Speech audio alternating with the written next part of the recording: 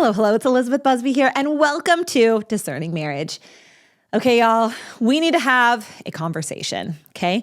I had a video that I made a little while ago about bikinis. I don't know if you've seen it, and my producer was very insistent that I make this video because it was a topic people needed to talk about, and I was very nervous because my number one most important thing that I want with these videos is that people see the heart of Jesus and don't feel judged. Jesus is never judging you in the sense of thinking that you're bad or terrible. He wants goodness for you and he wants holiness for you, but he's never going to be judging you. And so I don't want you to feel like I am judging you. And I was really worried with that topic that it would come across as judgy, but I trusted my producer because he's very good at what he does. And I made the video.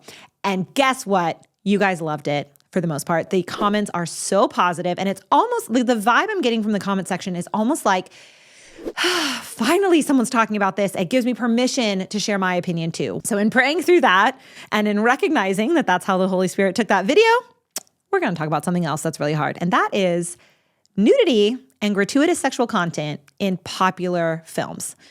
I'm not sitting here talking about pornography, although I will define pornography for the purpose of this conversation. But this is not a conversation about pornography specifically. We're talking about just a movie that is being made, that is going into theaters, that you can watch on an airplane with a lot of people around you, that you go on a date to, you buy a movie ticket and you get some popcorn and you go to the movies, okay? That's what we're talking about here. We're talking about movies that are very popularly ranked. I'm not going to list any movies in particular because all of the people in these movies are souls who I hope to spend eternity with one day. And again, I don't want these people to feel like I'm judging them either because I'm not. So I'm not going to list any specific things or name any specific names, but I'm sure you have a bajillion things that come to your mind right now because it's so prolific. There's so much of this. So I'm not talking about any specific movies, but I will say that it is not uncommon for movies that win awards to have gratuitous sex scenes in them, okay? And so what I want to talk about though is our reaction to it, how we ought to respond to it, and what we do now that we found ourselves here, okay, as a culture. If you are new to my videos, then you need to know that I'm a licensed marriage and family therapist, and I say things that make people uncomfortable for a living. And so when I make these YouTube videos, I'm very open in the language that I use, and I'm trying to be very practical in the language that I use because talking about these sorts of things doesn't make me uncomfortable. So we're going to talk about arousal. That's one of those categories of things that doesn't bother me to talk about, but some people are like, meh, but not me. So we're going to talk about it. Men and women have a difference in the way that they generally get aroused. Men are very, very visually stimulated. So seeing a naked woman or an almost naked woman or a maybe soon will be naked woman, or she's in an environment where she might be naked, I don't know. Or you're seeing movement, the way she's moving in a certain way, things like that are typically very arousing that the man sees it and it's very arousing. It begins his arousal process in his body biologically. He cannot help it. It just happens. That's just how the humans are programmed so that the race will continue. So more human babies will be made, right? So men are very visually oriented. Women are more situationally oriented. I don't think that's the professional word, but it's not necessarily something visual all the time that will arouse a woman. It also is very dependent on the time of the month. If she's ovulating, she's going to be much more easily aroused than if she's not ovulating because, again, biology, when there's an egg, biology wants more babies. So she's going to be more easily aroused. But a lot of times it'll be a circumstance or a situation that will help a woman to become more aroused. The environment has to be right, and a lot of times for a woman to get aroused. So there's a little bit of a difference there. And I think if you pause and think about your own lived experience, or if you're in a dating relationship or a marriage, you can kind of see how the other one is different from you. But then there are things that just arouse humans in general. And that is things like seeing sex. If you are seeing someone in sexual positions or something sexual is happening, that is just going to arouse anybody because that's just the way the human brain is oriented. From an evolutionary biological perspective, babies come from sex. And so we are all programmed with this desire to make more babies from an evolutionary perspective, right? Biologically, it's kind of easy to see how a lot of these things work. The problem with our culture now is that has been harnessed for people to make money off of. And so when you have people who get aroused, and whether or not they indulge in the arousal or not, there's something that draws the person toward that thing that is arousing them. And if another person can make money off of that, and then they can make a lot of money off of that, that's going to encourage the creation of more of that sort of thing, right? Are you following?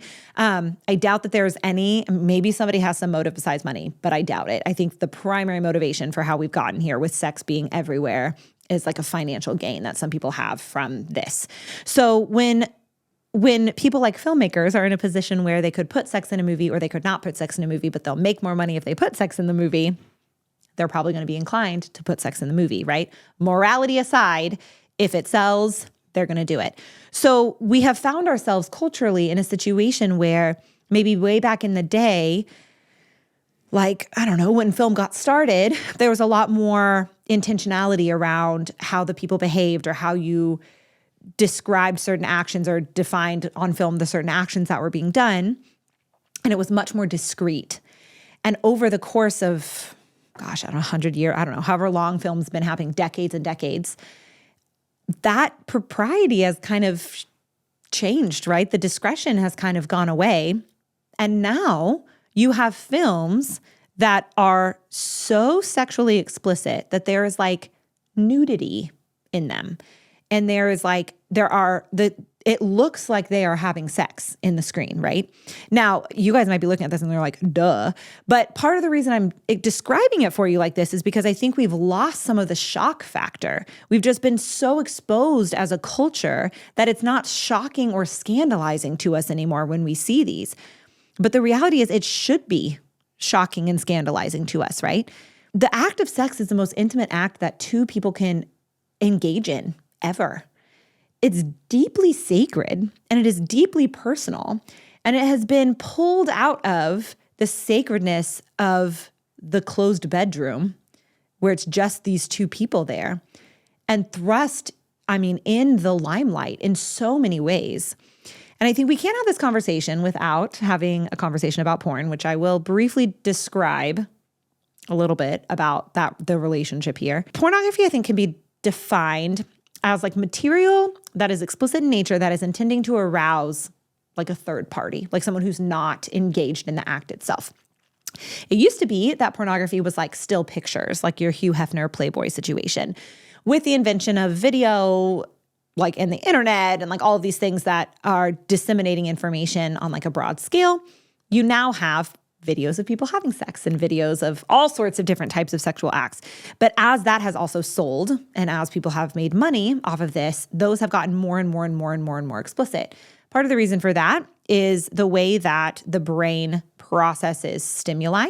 So whereas you would consume, if you're talking about like eating, you consume a little bit of something and like a little bit of ice cream and you're like, oh, I'm good. Like that was plenty. That was super rich. But the more that you do that, you need more ice cream to feel satisfied. And the same is true with pornography. Like something can arouse you early on and that's enough to get you aroused. The goal of the pornography is to get you coming back. But then you become desensitized to that. And so over time, you need more and more explicit things or more and more. You need to see more and more. It needs to be darker and darker or more twisted for you to get the same kind of arousal for someone to want to come back and for the other person to make money. So pornography has gotten so intensely graphic that people have become desensitized to like the early stage. So if you think about like the early stages of like a man and a woman having sex, I think they even call it like vanilla now because it's like so now, listen to me. They've been calling it vanilla for a long time. But like you have this like vanilla idea of like something simple and all the way to like really graphic stuff that I'm not going to hold space for here. But this has become not scandalizing anymore because there's all of this stuff out here, right? Are you following me? So what's happened is we have taken this piece over here, this like vanilla, if you will, man and woman sex, and we have put that on normal screen videos for people. So we've taken it out of the context of the pornography sphere and we've moved it into general cinema. So you could be sitting on a date with your boyfriend or girlfriend and basically watching a sex scene on a screen. Now, maybe they're not actually having sex. Like maybe there's no actual penetration. Have you guys seen Pitch Perfect where she's like, not a good enough reason to use the word penetrate? It's literally what I think about every time I say that word. But she says it for good reason. Even as a therapist, that word is like a little twitchy. But anyway, so there maybe not be actual penetration in the act that you're seeing on the screen, but it looks like it, right? And they could both be totally naked. You could see them both totally naked and then engaging in what looks like sex to you. Anyone who is watching this is going to almost immediately be aroused just by watching it. That is normal because that's what how the human body responds to this sort of a stimuli. So the act of being aroused by watching something like that, particularly how there have been a lot of movies recently that just like jump from a normal scene to a sex scene. Like all of a sudden everyone's fully clothed and they're just like hanging out. And the next thing you know, someone's naked and they're on top of each other, right?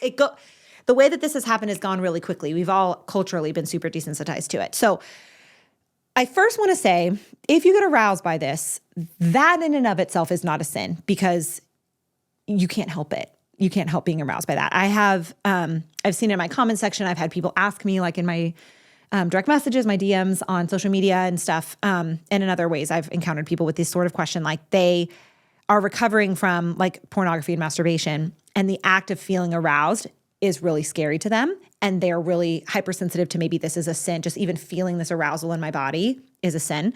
And I just want to tell you, like, that is not, right? It is not, you cannot control that. Everybody's body is going to respond that way. It's one of those things that's kind of weird to think about. If you're like sitting in a movie theater, and you have like, I don't know how many people are in movie theaters, dozens, hundreds, I don't know, big theaters have a lot of people, and a sex scene comes on, almost every single person in that room is going to be aroused. Like that's a weird, like if you stop and think about that, like that's kind of icky to think about. Okay. Anyway, not that being aroused is icky, but the fact that everybody in a big room is being aroused by the same third party thing, like we should think about this, people. We should think about this. But anyways, so what I wanted to say to you guys is that in and of itself is not a sin. It's what you do next that determines kind of the morality of the situation. So if you choose to like indulge and continue watching and continue letting your body be aroused and later go masturbate over it, like you have crossed the line. That violates your dignity, and that is a sin. But if you just like turn away or look away or close your eyes or something and really, I think it's Father Mike Schmitz who was talking at one point about how in a video about how his mom used to call them ceiling scenes, and they would all have to like look up at the ceiling during some sort of a scene that their parents found to be dangerous to their souls. Like if it's like a ceiling scene and you just like look up and like maybe you had an initial body reaction, but then you like calm yourself down because you're choosing to take custody of your mind, like that is a very different situation. So for those of you who are curious about the morality of it, like I think it could be an occasion for sin, but it is not necessarily a sin just to come across it, particularly because you may not be aware that it's in the movie. I mean, you may not realize it, but then what you do next matters. So that's the first thing I want to say. The second thing I want to say is if you're sitting in a movie like this, with your boyfriend or your girlfriend, and you're watching this movie and you're seeing like full frontal male or female nudity in this movie, and it makes you uncomfortable, like it makes you uncomfortable to have your partner be watching this, please have this conversation with them and say like either in the moment if you want to, or like later, like, hey, it makes me really uncomfortable for me to watch you watch this other person's nakedness. Like that's tapping into something good and beautiful in your heart. Like the recognition that nakedness is a gift, and that intimacy between a man and a woman is a gift. And if you're going to be making a gift of yourself to that person, because hopefully one day you guys get married or whatever, you're thinking you might get married one day, and you want to preserve the integrity, not only of the gift that you give, but of the heart that receives it, like go for it. That's beautiful. And if the other person doesn't receive that or gets angry or defensive or something, that is a red flag. That is a conversation to have about like, why are you feeling that way? Why is this not a safe conversation for us to have? What is it that you're wanting, that you're upset that I'm denying you, etc. Those sorts of things. Leave a comment if you want some more clarity. I'm happy to dive into this in another video. So those are the first two things I wanted to say. The other thing that I really just want to hold space for are the human beings on the other end of this. So you'll have these actors and actresses who, and again, we're not even talking about like the explicit porn industry, right? We're talking about like Hollywood or the Netflix academies or Amazon videos or whoever's doing this, right? Whoever the studios that are making these things. And you have these actors and actresses who are having to take off their clothes and be naked and have a sex scene with, I mean, at least 2 or 3 other people in the room, the cameraman, the director, and whoever else is in there assisting, but probably more like 10, 20. I don't know. I have no idea how many people are in those rooms, but a lot of people. And you have these people who have to take off their clothes, be naked, engage in this act that even if it's not like penetration, sex, is actually very intimate or stimulating a very intimate act. And then all these other people are going to watch them. Well, that's someone's daughter or someone's son. That might one day be someone's mom. They probably have brothers or sisters. They probably have cousins, They might one day have children who are going to be our grandchildren or children's boyfriends or girlfriends, like who are going to be watching all of this. So it's such a sobering thought. Like I really just want to hold space for the dignity of all of those people. They may or may not recognize their own dignity, but we can recognize their dignity. We can recognize when their dignity is being violated. I understand they're making a lot of money. I don't think that makes it any better. It might make it worse. I don't know. But I just feel like we need to have these conversations. I feel like these things are not talked about enough. And we need to hold space, one, for the dignity of all those people who are in these movies and who are wanting to just make a living and pay their bills and feed their families. But two, I think we want to hold space for the conversations, for all the implications of these sorts of movies on our own lives, our own physical lives, our own sexual lives, our own spiritual lives, our own emotional lives, and also the lives of our relationship, like the health of our relationship, because I don't think this is going away anytime soon. I feel like I want to open the space to have conversations about the fact that this is happening and the effect that this is having on all of us as a culture. So I hope you like this video. Again, this one and the bikini one are like a little bit different than what I normally do, at least. Other people on the channel do things like this, but I have not done this sort of thing for my particular audience. So if you loved it, let me know. If you didn't love it, let me know. As you can see, we read the comments and we take your feedback because we're doing all of this for you. We're making all of this for you. So we are praying for all of you.